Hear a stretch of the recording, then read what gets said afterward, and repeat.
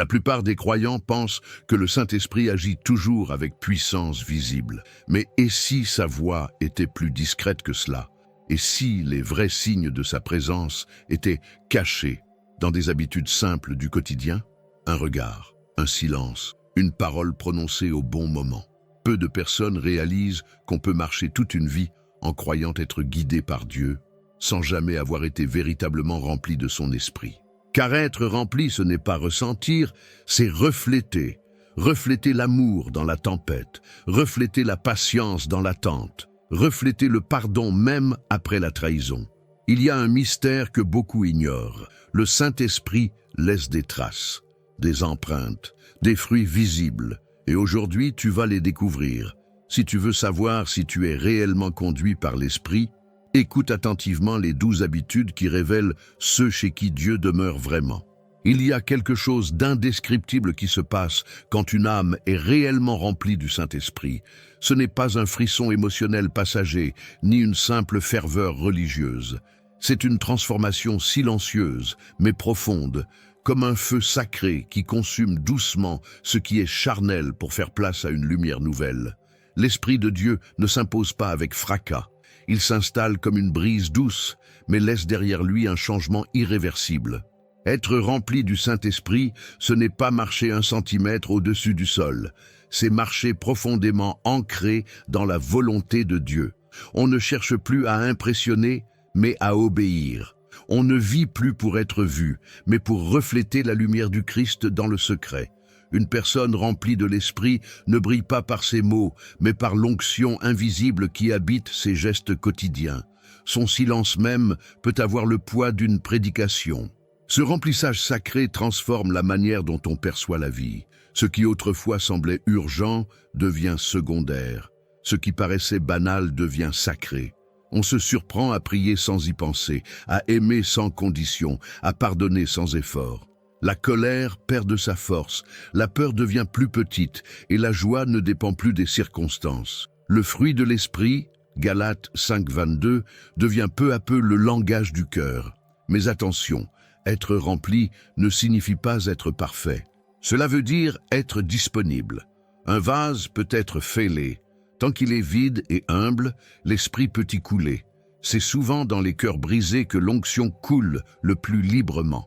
Comme David qui, malgré ses fautes, priait « Ne me retire pas ton Esprit Saint » Psaume 51:13. La plénitude de l'esprit commence toujours par une soif authentique, et cette soif n'est pas toujours joyeuse. Parfois, elle naît dans le désert, une prière à genoux, un cri dans la nuit, un silence de Dieu qui dure. C'est là, dans l'attente, que le cœur s'élargit pour recevoir davantage. L'esprit ne vient pas sur commande. Il descend sur ceux qui l'attendent, comme les disciples au Cénacle, réunis dans l'obéissance et la prière. Acte 2. On reconnaît une personne remplie du Saint-Esprit, non pas à ce qu'elle déclare, mais à ce qu'elle dégage. Sa paix est contagieuse. Sa présence apaise. Elle ne cherche pas les projecteurs, mais elle éclaire. Elle ne cherche pas à contrôler, mais elle porte. L'amour devient sa force motrice, la vérité sa boussole, l'humilité sa robe. Elle est comme une lampe pleine d'huile, prête pour l'arrivée de l'époux. Mais il faut entretenir cette plénitude. L'esprit se renouvelle dans la prière, dans la parole, dans le pardon, dans l'adoration. Comme une flamme, il faut l'alimenter. L'extinction n'est pas toujours brutale. Parfois, c'est une lente négligence, un oubli du cœur. Paul exhorte « Ne vous enivrez pas de vin, mais soyez remplis de l'esprit » Éphésiens 5:18. Ce n'est pas une émotion à vivre, c'est un état à entretenir. Et lorsque cette plénitude devient style de vie, elle déborde, elle inspire, elle attire, elle bouscule, parce qu'une vie guidée par l'esprit n'est jamais ordinaire. Elle devient un signe vivant de la présence de Dieu. Et c'est ainsi que Jésus a marché, non comme un homme pressé, mais comme un homme conduit. Il suffit de regarder Jésus pour comprendre ce que signifie marcher par l'esprit. Il n'a jamais agi par impulsion ou vanité. Chaque geste, chaque silence, chaque détour sur le chemin, tout était inspiré, soufflé, porté par le Saint-Esprit. Son baptême marque le commencement. L'Esprit descendit sur lui comme une colombe, Luc 3:22. Et juste après, L'Esprit le conduit, non pas dans une foule, mais dans le désert. Ce détail dit tout. L'Esprit ne nous conduit pas toujours là où l'on veut aller, mais là où l'on doit grandir. Jésus, rempli de l'Esprit, entre dans 40 jours de silence, de combat, de confrontation spirituelle.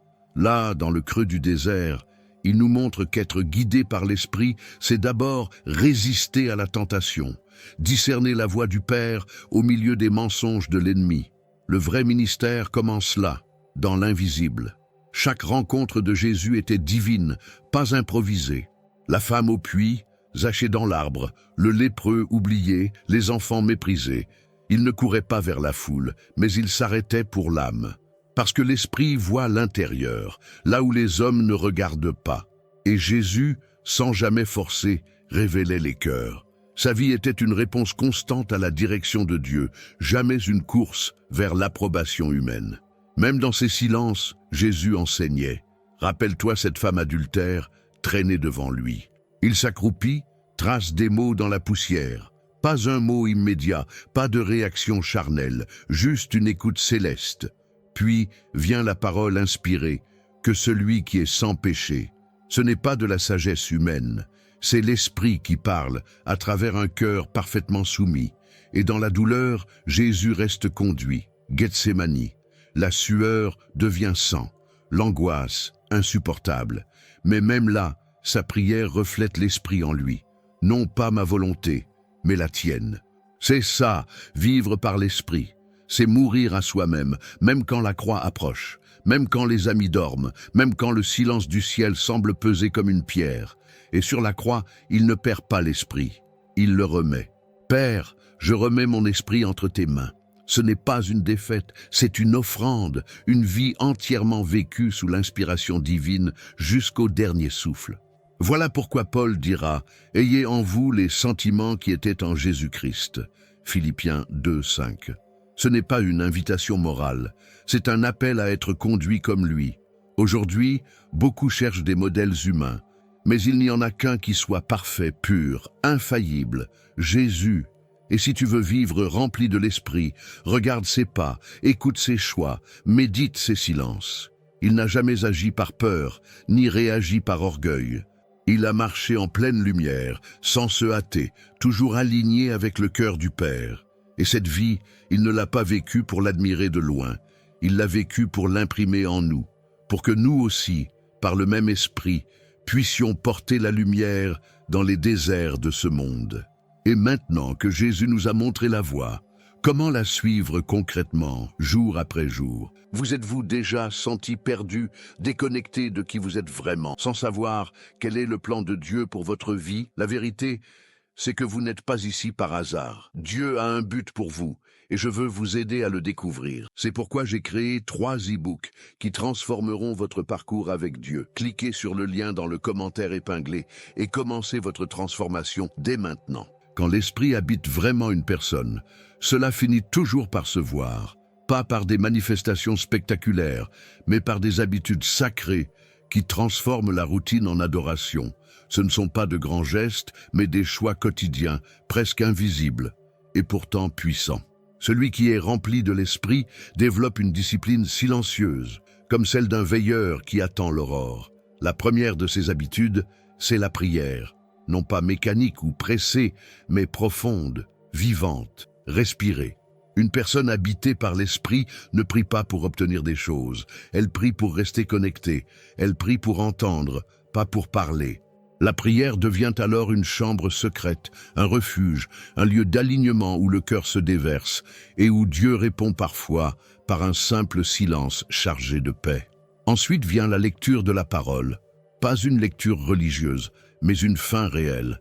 Celui qui est rempli de l'Esprit ouvre la Bible comme on ouvre une lettre d'amour. Il ne cherche pas des versets à citer, mais des vérités à vivre.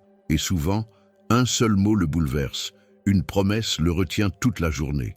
Ta parole est une lampe à mes pieds, une lumière sur mon sentier. Psaume 119, 105. Et il marche en s'y appuyant. L'Esprit produit aussi une constance dans le pardon, pas par faiblesse, mais par liberté. Celui qui est guidé par l'Esprit comprend que pardonner, ce n'est pas excuser l'autre, c'est se libérer soi-même. Il sait que la rancune est une chaîne invisible et que la croix de Christ a déjà payé ce que nos blessures réclament. Alors, il choisit encore et encore de lâcher prise.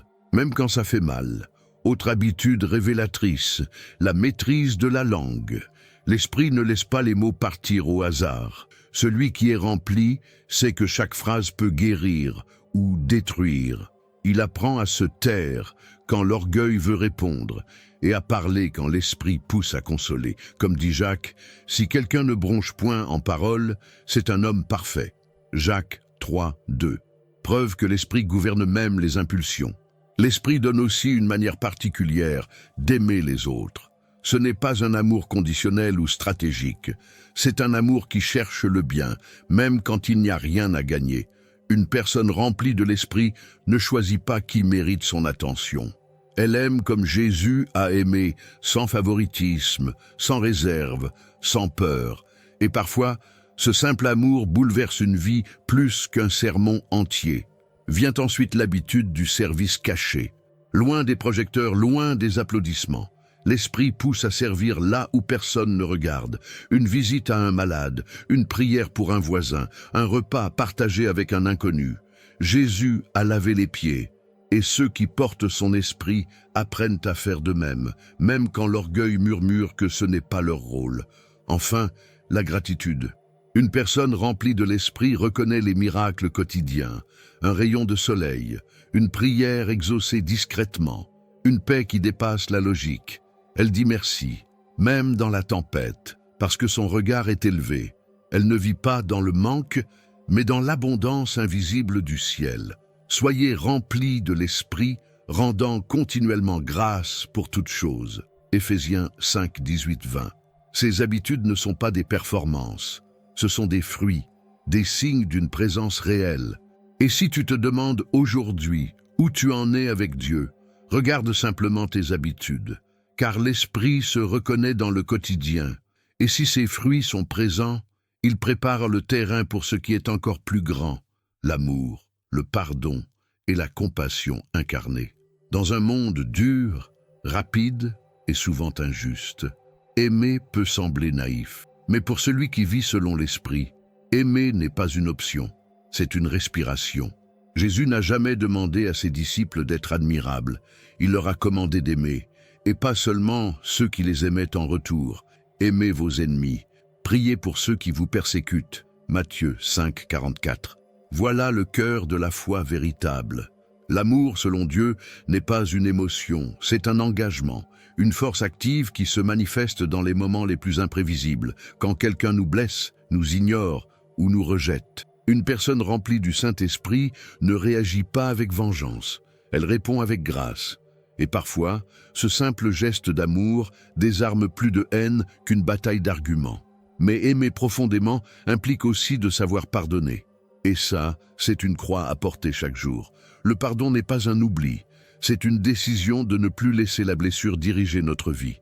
Jésus en croix a dit « Père, pardonne-leur, car ils ne savent ce qu'ils font. » Luc 23, 34. Et nous, serions-nous plus justes que lui pour refuser de libérer ceux qui nous ont fait du tort? Le pardon, c'est une clé. Il ouvre les chaînes invisibles que la rancune serre autour du cœur. On croit protéger sa dignité en retenant la colère, mais en réalité, on s'enferme. Pardonner, c'est faire confiance à Dieu pour rendre justice à sa manière, pas à la nôtre. C'est lui dire « Je n'ai plus besoin d'être mon propre juge.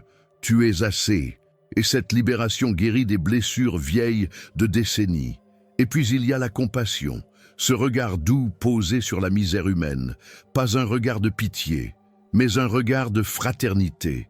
Jésus, devant la foule affamée, n'a pas dit « Ils n'ont qu'à se débrouiller ».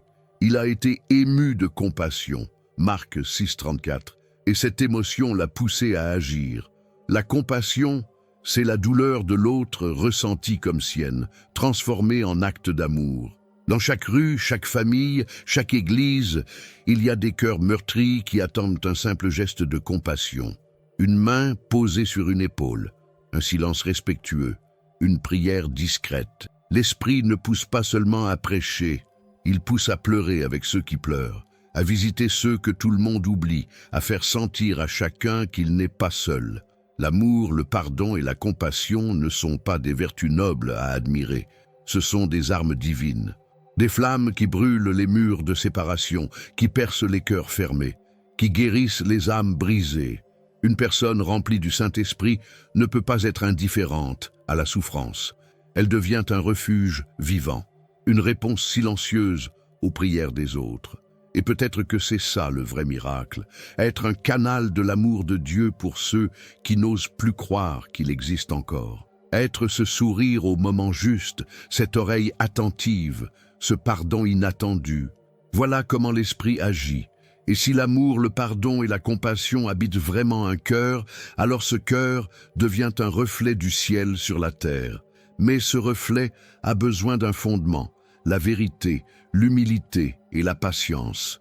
Sans elle, l'amour devient tolérance molle et la compassion devient simple émotion. Il est temps de découvrir la beauté cachée de ces vertus silencieuses. Dans un monde saturé de mensonges polis et d'images retouchées, vivre dans la vérité est un acte radical. Pas seulement dire la vérité, mais être vrai. Une personne remplie du Saint-Esprit ne porte pas de masque. Elle n'a pas besoin d'impressionner, car son identité repose en Dieu, pas dans les regards. Jésus a dit « Vous connaîtrez la vérité, et la vérité vous affranchira ». Jean 8, 32. Et cette liberté commence par l'honnêteté avec soi-même.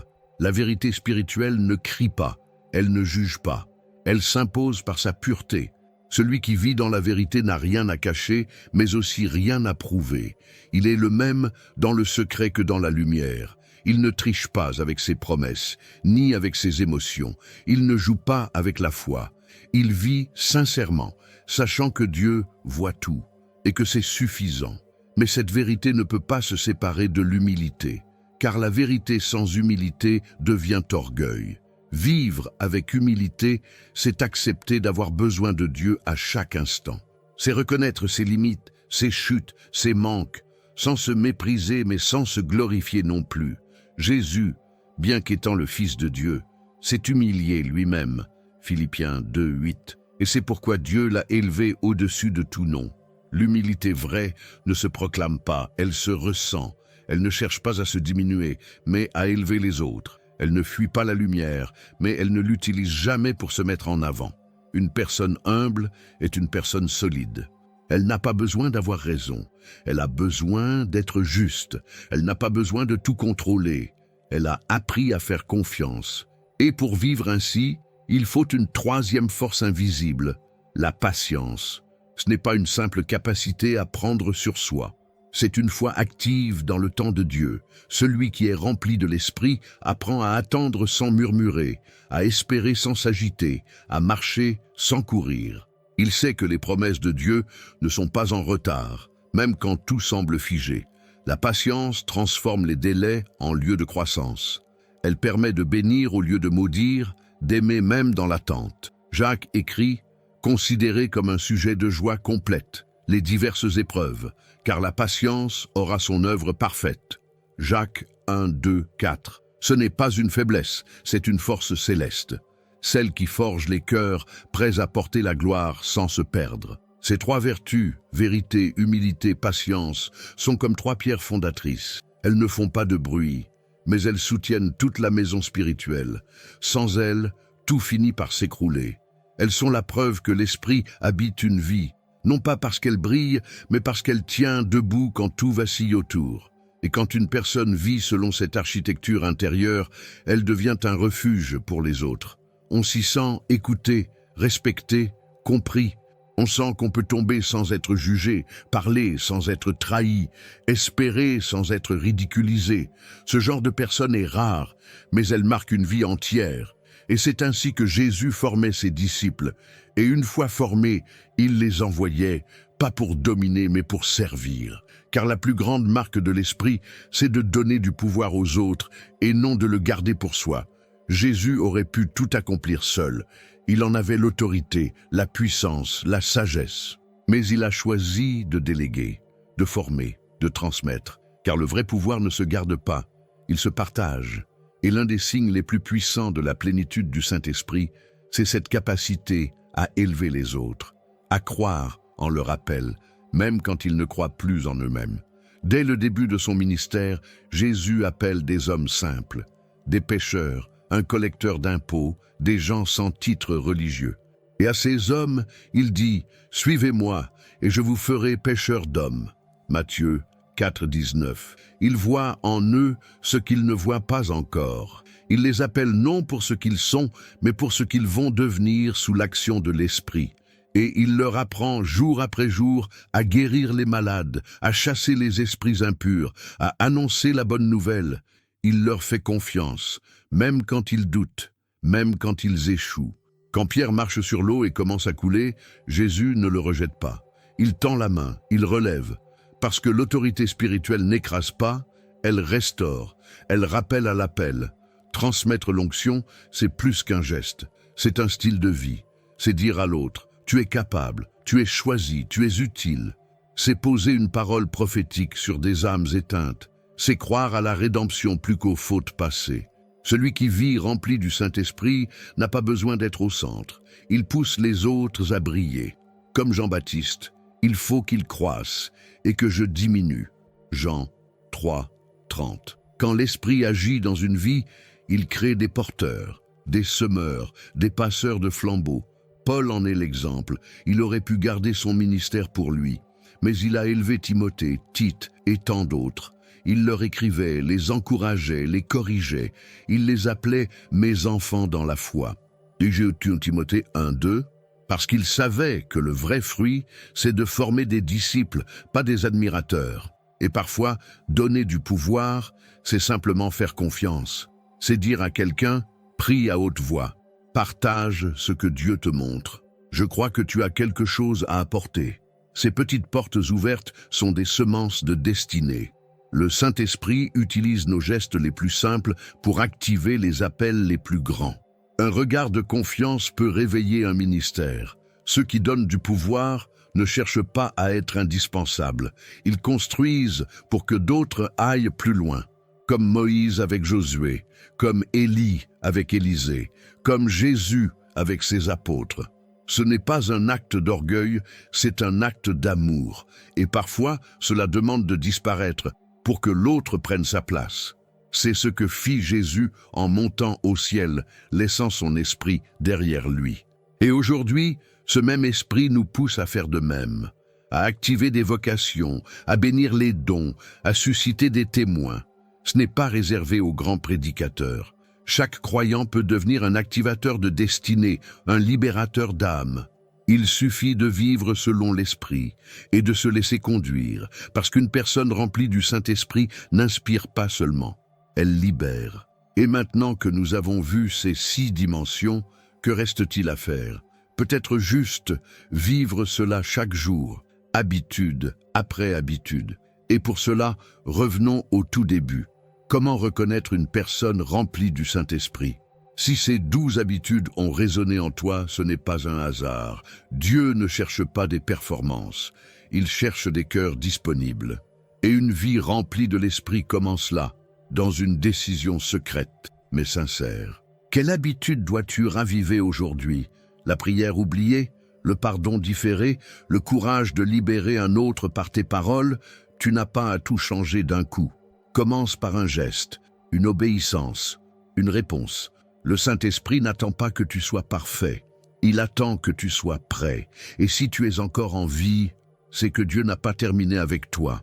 Pour continuer ce chemin ensemble, abonne-toi à la chaîne, active les notifications et laisse l'Esprit te conduire, pas à pas,